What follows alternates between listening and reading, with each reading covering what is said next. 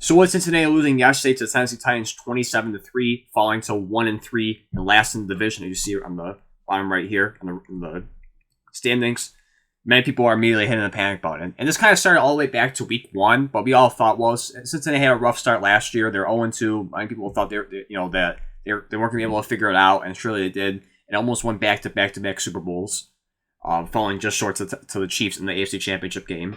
But this year is completely different. 1-3. This is a start that no one expected whatsoever, and it all really circles around Joe Burrow. I tweeted this out a few hours ago. Just with the Bengals 1-3 start to start the season, I think it's time to consider sitting Burrow. The calf injury is clearly affecting him and is hindering him on the field. The Bengals need to bite the bullet and really ponder the decision, and absolutely they do. You look at the point differential in the first 4 games; they've been outscored 94-49 or a minus 45 point differential. That is horrible, and that's definitely not the standard that we expect Joe Burrow to play, and this team regardless to play. And it's not all his fault. Yes, I mean at the end of the day, he's the quarterback. He's the one making decisions, but he is injured, and the calf injury is certainly 100% affecting him. I think I saw an article of Taylor, the head coach, saying that Burrow is healthy enough to run this offense. No, he's not. Any fan can see that he is not healthy. He's not 100% because he would play far better than what we're seeing right now. And it's not a surprise too. And the worst case, to make things even worse, scroll back down. It was reported that T. Higgins has suffered a rib fracture and his timetable of absence is uncertain. It's falling apart here, and they really don't have a choice to do it. Even though the tough decision, the right decision is to sit him and have him, wait to be fully healthy. There is pressure on them to not to, and there's multiple reasons. The number one reason absolutely is the contract. He got paid $275 million, highest paid quarterback or highest paid player in history. You have to justify that. And you look at the offense, too. We just saw this now. Passing yards, 31st. Rushing yards, 31st. Total yards per game, 32nd. This is the Cincinnati Bengals with Jamar Chase, T. Higgins, Joe Mixon, Joe Burrow, and a good defense. And defense doesn't have any effect with this. But you look at the offense.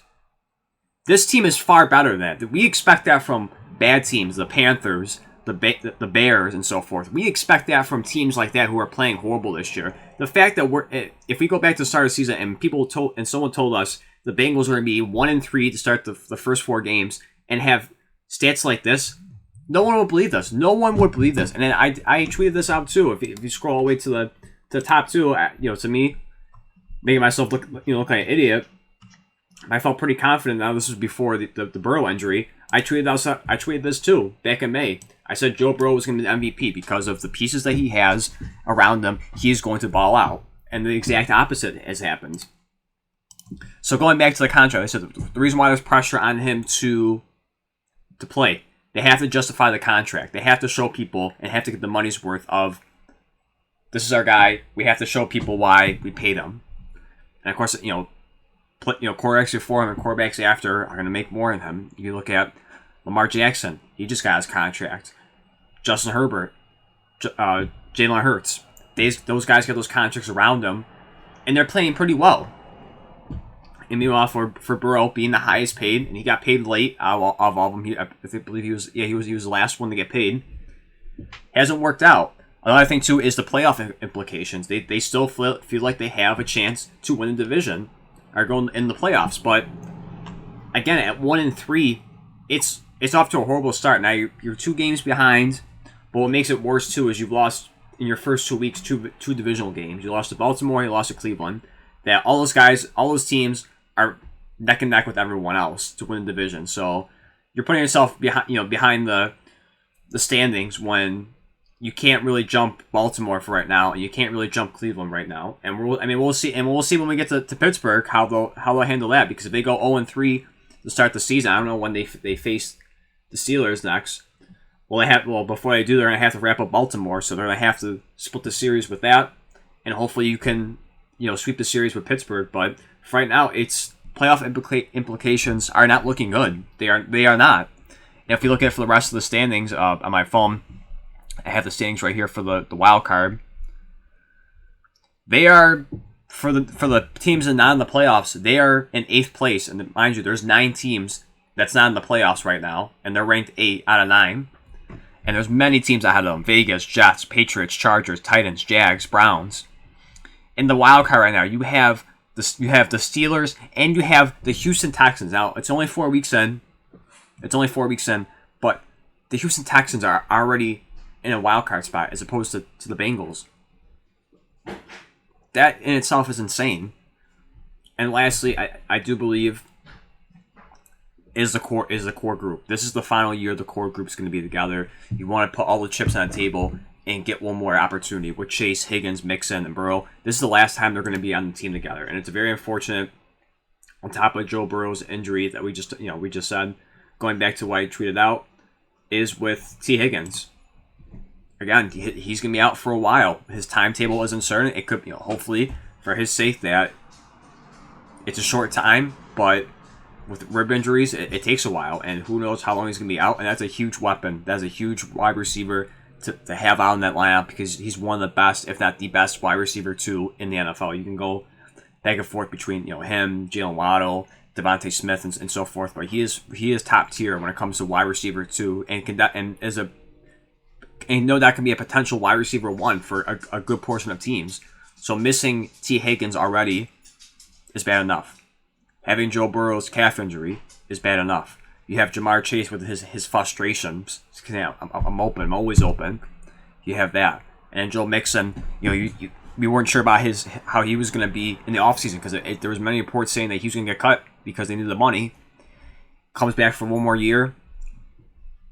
And I think that's really the more frustrating part of all of what I said, with the contract, the playoff implications. I think it's more the upsetting part is just that core group that this is going to be the final time we see this high-powered offense, great talent assembled on an offense. And it's at the absolute worst luck with Burrow's injury and now T. Higgins' injury. There's no doubt next year there's a good chance that Higgins and Mixon aren't going to be on the roster.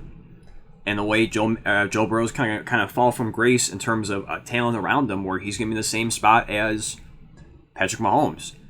Similar, maybe soon with Josh Allen and stuff like that. I think Josh Allen, maybe that time might be coming too, because obviously they have cap implications as well. Might not be able to bring back Gabe Davis and a couple other people. So it's very unfortunate, especially once again just looking at it offensively, that this is their final time again, putting all the chips on the table, bringing these players back for one more year, and it's falling short. Again, a 1-3, and I'm nervous for the next few games because they are tough. Arizona, even though they're 1-3, they've played tough the last few weeks. They can definitely give Cincinnati problems and come in and win against them. Seattle, great offense, good defense, and no doubt is going to put tons of pressure on Burrow. San Fran, a juggernaut of a team. They are demolishing everyone that they play against, and no doubt Nick Bosa and that defense, and Fred Warner and all of them, they can't wait to play Joe Burrow because they have a bad offensive line on top of that too. After spending all that money, still a bad offensive line. They are going to wreak havoc on Burrow. Buffalo with their pass rush too. Houston playing tough, especially C.J. Stroud. C.J. Stroud's playing unbelievable.